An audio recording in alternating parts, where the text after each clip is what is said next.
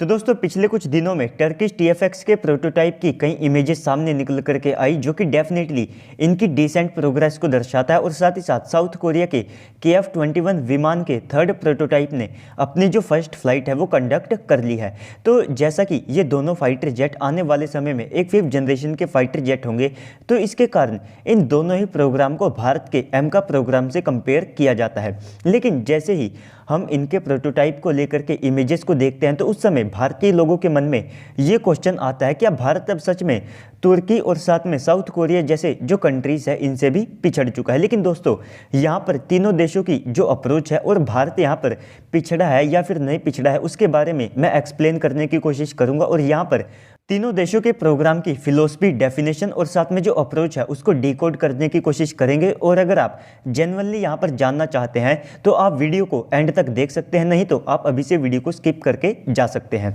तो चलिए दोस्तों अपनी वीडियो को शुरू करते हैं, लेकिन उससे पहले आप अभी से वीडियो को लाइक करके कमेंट सेक्शन में जा करके जय हिंद कमेंट कर दीजिएगा। तो दोस्तों सबसे पहले हम बात कर लेते हैं तुर्की के TFX प्रोग्राम की। तो जैसा कि ये प्रोग्राम 2011 के आसपास शुरू हुआ था और भारत ने भी अपना जो एमका प्रोग्राम है वो उसी समय शुरू किया था। लेकिन 2013 में जब मार्च का महीना आया तो इन्होंने स्वीडन की जो साब कंपनी है उसको टेक्नोलॉजिकल स्टैंड पॉइंट और साथ में जो सपोर्ट है उसके लिए बुलाया, जिससे कि ये अपने TFX प्रोग्राम में थोड़ी सी मदद ले सके। इसके बाद में फाइनली इनकी वायुसेना के सामने TFX के कई जो डिज़ाइन है वे प्रपोज किए, जिसमें एक सिंगल इंजन वाला जो TFX फाइटर जेट है वो भी यहाँ पर मौजूद था और कई सारे जो डिज़ाइन है वे इनकी वायुसेना के सामने रखे गए। लेकिन लास्ट में आकर के इन्होंने अपने TFX का जो कन्वेंशनल डिज़ाइन है वो सिलेक्ट किया, जो कि कहीं ना कहीं अमेरिकन F-22 रैप्टर के जैसा दिखता है। तो इसी के साथ में इन्होंने अपने डेवलपमेंट को कैरी किया और 2022 में अपने फाइटर जेट के PDR को यानी कि प्राइमरी डिज़ाइन रिव्यू को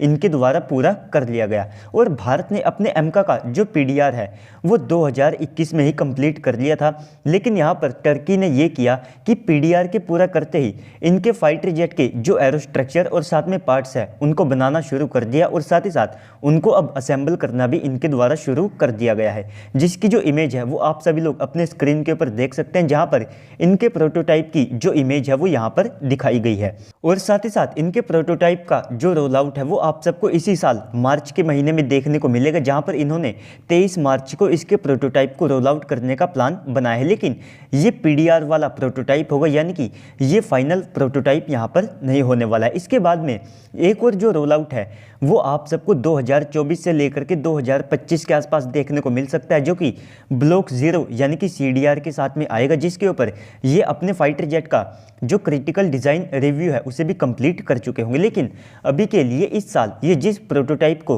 रोल आउट करेंगे तो उसके ऊपर जो बेसिक टेस्ट है उनको कंडक्ट किया जाएगा। हो सकता है कि इसके जो टैक्सी ट्रायल्स जैसे टेस्ट हैं वे इसी प्रोटोटाइप से रोल आउट किए जाए और साथ ही साथ स्टेल्थ को लेकर के जो टेस्टिंग है वो इस प्रोटोटाइप से टेस्ट की जाएगी। लेकिन इस प्रोटोटाइप की जो फर्स्ट फ्लाइट है ना तो वो आप सबको इस साल देखने को मिलेगी, ना ही अगले साल देखने को मिलेगी और ना ही 2025 में। इसकी जो फर्स्ट फ्लाइट है तो उसे 2026 के आसपास यानी कि आज से लगभग 3 साल के बाद प्लान किया गया है। तो इसके बाद में यहाँ पर अगर आप दूसरे देशों के फाइटर जेट के रोल आउट को देखते हैं तो उसके केवल 1 साल के बाद ही उसकी जो फर्स्ट फ्लाइट है उसे पूरा कर लिया जाता है। लेकिन यहाँ पर टर्की को एक अच्छा खासा 3 साल का समय लगने वाला है। लेकिन यहाँ पर इनके प्रोटोटाइप का यानी कि TFX फाइटर जेट का जो CDR है वो 2024 में कंप्लीट किया जाएगा और 2024 में आप सबको जो प्रोटोटाइप देखने को मिलेगा उसे ब्लॉक 0 TFX फाइटर जेट कहा जाएगा, जो कि एक एक्चुअल प्रोटोटाइप होगा और इसे आप एक नियर प्रोडक्शन स्टैंडर्ड का प्रोटोटाइप कह सकते हैं। और इसी के साथ में यहाँ पर 2026 में इसकी फर्स्ट फ्लाइट के बाद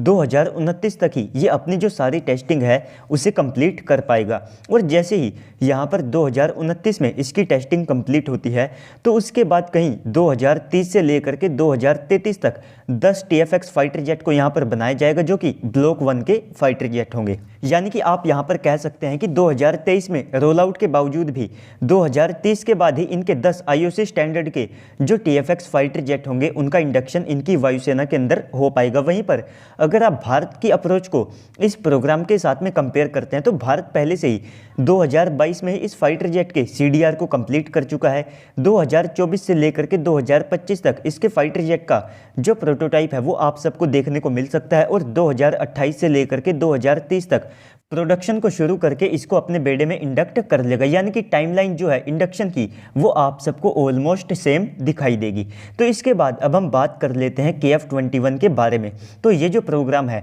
ये भारत के एमका से लगभग 10 साल पहले शुरू हो चुका था, जहाँ पर इसको 2001 के आसपास शुरू कर दिया गया था। इसके बाद में साउथ कोरिया ने अपने इस प्रोग्राम में लॉकहीड मार्टिन कंपनी को 2010 में शामिल किया और साथ ही साथ यहाँ पर इस प्रोग्राम की जो कॉस्ट है उसमें लगभग 60% के जो शेयर हैं वे आप सबको इनकी सरकार के देखने को मिलेंगे। 20% के जो शेयर हैं वे प्राइवेट कंपनियां और साथ में इनकी जो कोरियन एरोस्पेस इंडस्ट्री है उसके देखने को मिलेंगे और 20% के जो शेयर हैं वे आप सबको इंडोनेशिया के पास देखने को मिलेंगे। तो KFX यानी कि KF-21 फाइटर जेट को बनाने के लिए लॉकहीड मार्टिन ने इनके साथ एक डील की, जहां पर ये एक पैकेज डील थी जिसके अंतर्गत लॉकहीड मार्टिन ने साउथ कोरिया को 20 प्रकार की जो टेक्नोलॉजीज हैं वे यहाँ पर प्रोवाइड कराई गई थी। इसी के साथ में यहाँ पर इसके कई सारे ऐसे कंपोनेंट्स हैं जिनको बनाने के लिए साउथ कोरिया ने दूसरे देशों के साथ में जॉइंट वेंचर को साइन किया, जिसके अंतर्गत यहाँ पर इन्होंने इजराइल की मदद ली, स्वीडन, US, स्पेन और UK जैसे जो कंट्रीज है तो इनकी मदद से यहाँ पर KF-21 की जो प्रोटोटाइप है उनको यहाँ पर डेवलप किया गया। वहीं पर अगर आप भारत के एमका को देखते हैं तो हमने एमका के ऊपर 2010 में काम शुरू किया, लेकिन इसके बाद यहाँ पर कोई खास प्रोग्रेस नहीं देखने को मिली, क्योंकि भारत पहले से ही अपने आप को रशियन Su-57 के प्रोग्राम में फंसा चुका था। लेकिन 2016 में हमने फाइनली इसके ऊपर अच्छा जो एक्टिव वर्क है वो करना शुरू किया और 2017 में यानी कि केवल 1 साल के अंदर इस फाइटर जेट की जो डेफिनेशन है उसको हमने कंप्लीट कर लिया था, जिसके कारण यहाँ पर एमका और साथ में KF-21 के बीच में जो टाइमलाइन का गैप है वो आप सबको काफ़ी ज़्यादा बड़ा देखने को मिलेगा। इसके बाद में यहाँ पर ना केवल लॉकहीड मार्टिन ने इस फाइटर जेट को बनाने में मदद की, बल्कि इसका जो इंटीग्रेशन है वो भी उनके द्वारा किया गया इनकी मदद से। साथ ही साथ यहाँ पर इसकी जो असेंबली लाइन है तो उसको भी यहाँ पर इंटीग्रेट करने में लॉकहीड मार्टिन कंपनी के द्वारा मदद की गई और साथ ही साथ यहाँ पर इन्होंने KF-21 के प्रोटोटाइप को डेवलप करने के लिए ज़्यादा से ज़्यादा ऐसी टेक्नोलॉजीज़ को चुना जो पहले से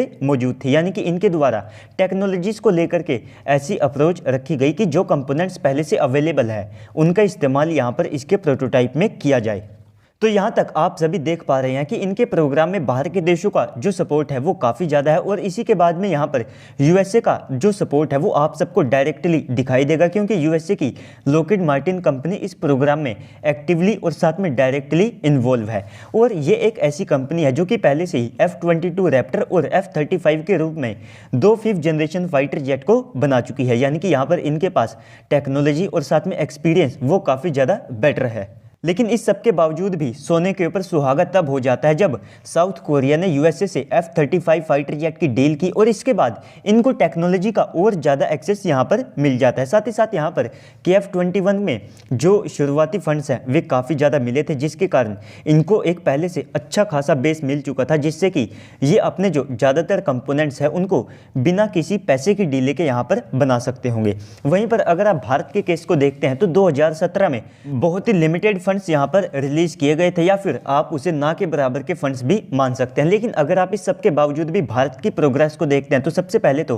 भारत ने, जैसा कि मैंने आप सबको बताया कि बिना किसी सपोर्ट के एमका के ज़्यादातर जो टेक्नोलॉजीज और साथ में सिस्टम है उनको डेवलप करने की कोशिश की और भारत पहले से ही यहाँ पर उत्तम AESR रडार को बना चुका है। साथ ही साथ यहाँ पर हम वेपन पैकेज में ज़्यादा से ज़्यादा जो वेपन्स हैं उनको पहले से डेवलप कर चुके हैं और PDR के साथ में एमका का जो CDR है वो भी कंप्लीट हो चुका है। और अगर इस साल जल्द ही जल्द हमारी CCS के द्वारा इसके प्रोटोटाइप के जो फंड्स हैं वे रिलीज कर दिए जाते हैं तो 2024 के एंड या फिर 2025 की शुरुआत में आप सबको एमका का जो पहला प्रोटोटाइप है वो देखने को मिलेगा और इसके बाद में 2026 में इसकी फर्स्ट फ्लाइट को कंडक्ट करके आप सब ये देखेंगे कि भारत 2030 के बाद यानी कि 2030 से लेकर के 2032 तक इनका जो इंडक्शन है वो अपने बेड़े में कर लेगा। यानी कि